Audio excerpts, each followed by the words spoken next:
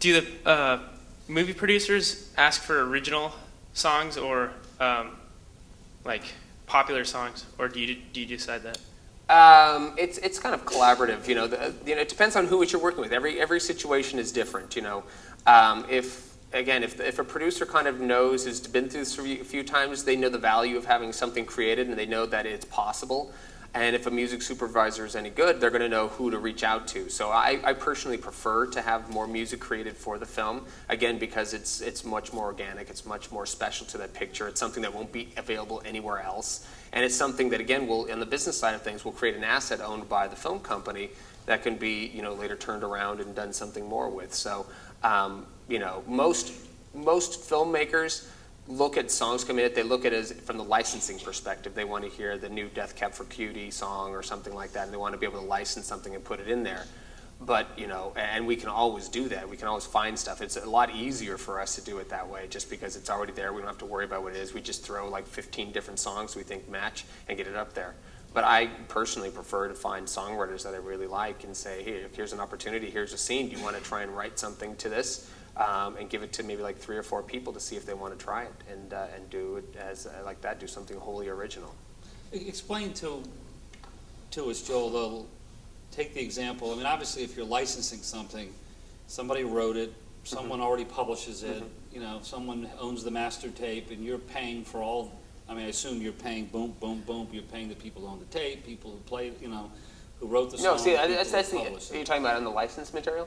If it's already out there. If it's already pre-recorded existing song, what you're doing is you're basically calling up the various rights holders, and generally it's a master rights holder, which is generally the label, and then it's the publisher or the people who represent the writers. So there's 2 groups of rights that I need to kind of square away. And basically what we're doing is we're paying. They've already paid for the creation of these songs. They own them for perpetuity for however long, and so our job is to basically just to pay a fee for a non-exclusive license so that we can sync it up to our picture to the master owner and to the publisher. But when it comes to, and then we don't have to worry about generally anybody else unless there's some union reuse fees or something like that.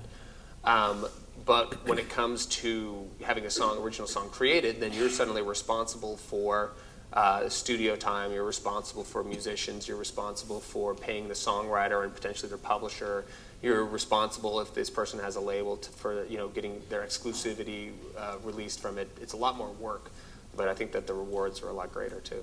Which paradigm do you think is more lucrative, the sort of Garden State, go find a band, put their music on a CD paradigm, or a Harry Potter original score paradigm? Which is more lucrative? Harry Potter underscore, you're talking about soundtrack albums. I gotta say, if you talk about return on investment, Harry Potter.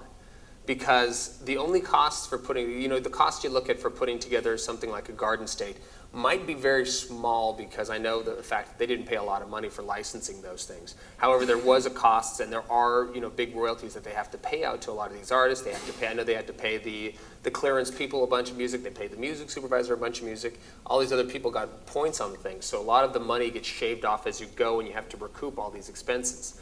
For the Harry Potter, the one thing I'm not really sure of is that because one of the reasons I like these score albums is because the assets are already there. You don't have to license anything additionally.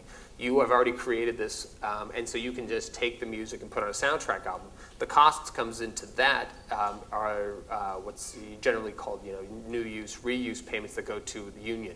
And I don't know what the deal is. I think it was recorded at the London Symphony Orchestra, so a lot of times they do it as buyout, so there may not be any new use costs. So it would be straight, anything they do, it's just manufacturing, and everything that they make off of that is pure profit.